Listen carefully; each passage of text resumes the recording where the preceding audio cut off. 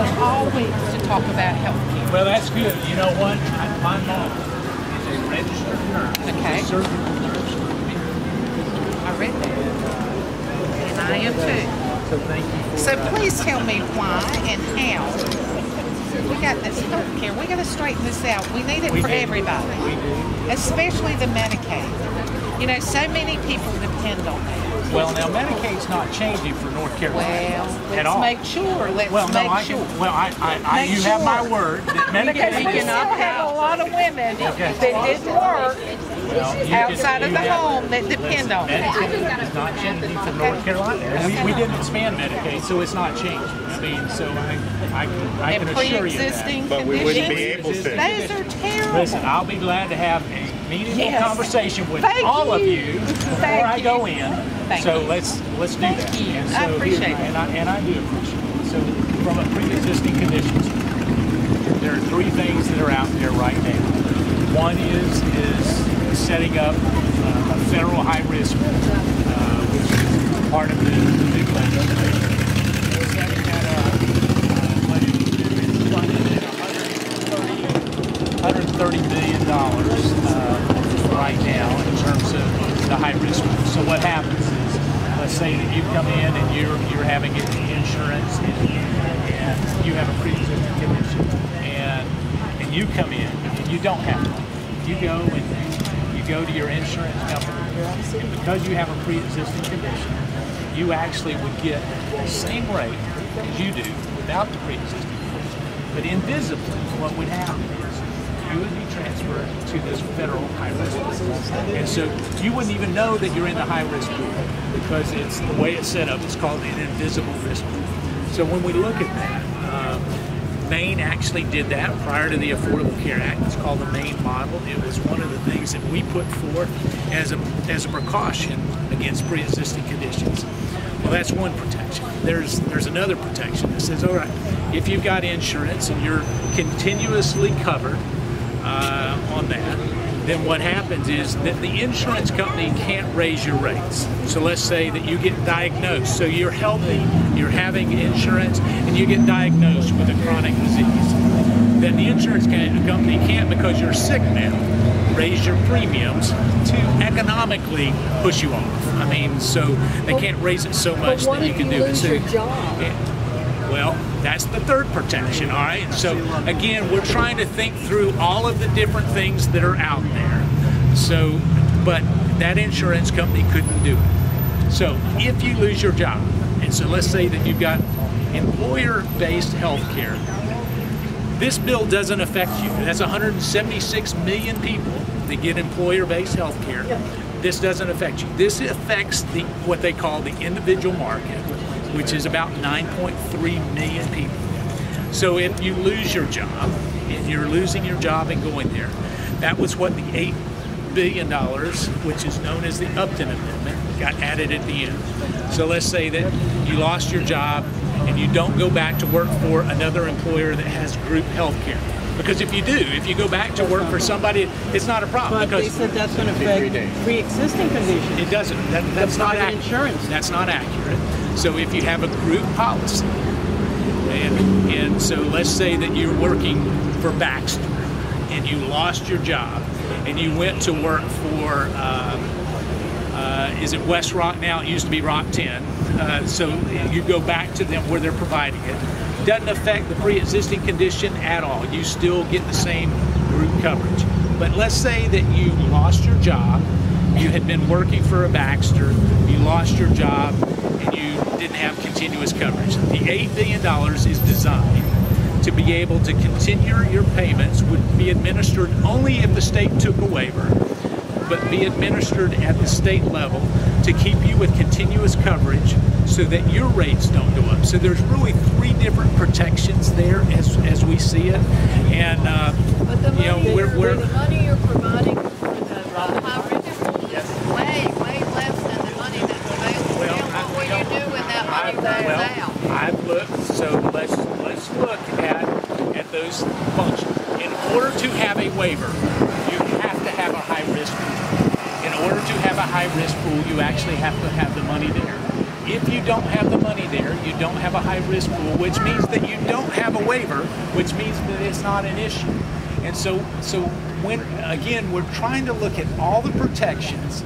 Listen, I have a pre-existing. I don't understand that at all. Okay. They say they don't have the money I don't there. care what kind of verbiage you put on it. Those people won't have any money to pay for their health care. Okay, but here's the other thing is, if a state does not have a high-risk pool, then what you actually have is that you don't get the waiver. In order to get the waiver for the health rating status, you actually have to have a functioning high-risk pool. And if that runs out of money, then you don't have the waiver. and That's what I'm saying. Then the government will step in. The U.S. government will step in and pay for Obamacare those mandates, the Affordable Care, the ACA mandates would kick back in, which says that you can't rate it out. But don't you want to get rid of that? That doesn't make any sense. That's repeal. Essential benefits. How will that, if you Hold on. repeal it, how will that kick back in? It is a waiver. All right. So here's the thing: is those mandates stay in place. A state can ask for a waiver as long as they have a high risk. Is that in the bill that those mandates will It stay is, in and I'll be place? glad to send it to you if you'd like to see that. I'll be glad to do that. Representative Meadows, I have a question about why are women particularly targeted in the pre-existing conditions? No, please let me finish. C-section is considered a pre-existing condition. That is something that I had to have medically necessary with my daughter. And as a candidate who's part of the Republican Party pro-life, how can you then target somebody for doing what's necessary to take care of their child? Yeah, but that's, I mean, I know that's being said, but let me just say, if you look at page 8 of the amendment, it says that there can be no discrimination based on gender. That would be a gender discrimination. So if you look, second paragraph, page 8 of the amendment says that. I know there are people that are out there saying that, but it's just not factual. I'll be glad to send it to you. You know, one of the things that I have enjoyed is real input from people with different opinions. It has, we took over 17,000 phone calls. Why Some is of it so you, hard to get a town hall meeting? I do my town hall meetings. Did you come to my last town hall meeting in August? August. That was before the election. We do town hall meetings every August in person. We do town hall meetings before that. Why August only? Did you come to the last one? No. I didn't I know did. that. Did you come to the last Nobody one? was publicized. Listen, we let everybody know when we have them. And so here's what we can do. We have 2 town hall meetings that will be set up in August. You're welcome to come. We'll sit down with Where are they? Well, we'll probably have one either in Burton or Caldwell here. And then we have another one in August. That's a lot of damage that this current administration can do between now and then. Yeah. Well, And that y'all are not going to really just so stop you'll it. know, let's be clear about this. If it gets signed into law, and actually I'm working with senators right now, trying to make sure that it works out. If it gets signed into law, there's a 3-year phase in that allows it to. So nothing's going to happen. Literally for 3 years, you still can have Obamacare for the next 3 years as a transition period.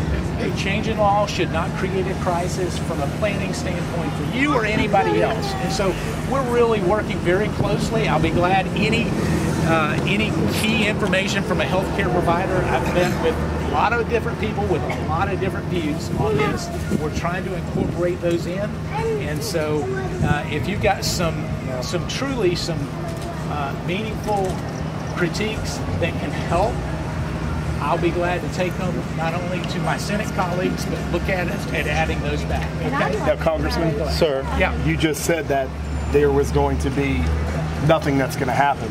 But wouldn't you agree that there's so many more people who need health coverage? So if nothing happens, there's so many more people who we're exempting from getting coverage they need.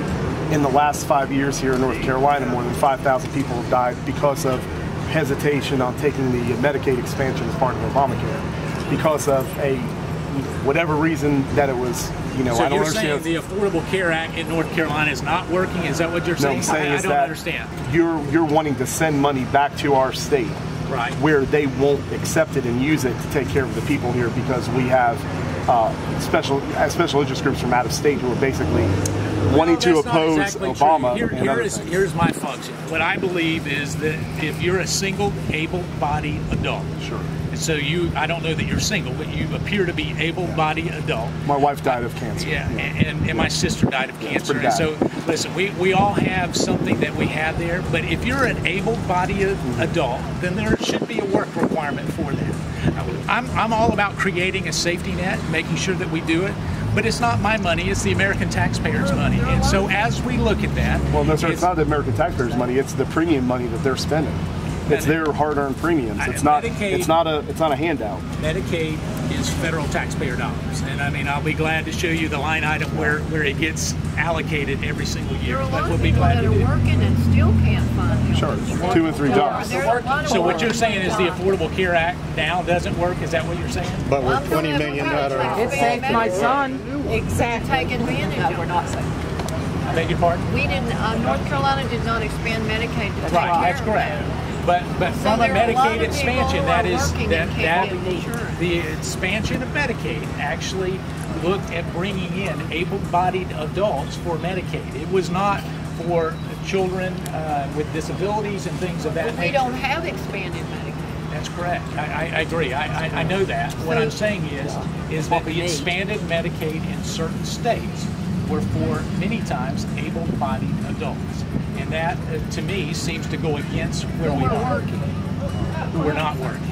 I'm talking about people who are able-bodied and working and still can't make enough money because all our jobs. But they would be covered. They would be covered under the Affordable Care Act. I mean, that's part of it. They're covered under the Affordable Care Act if they're working. Yeah, but you're going to take that away.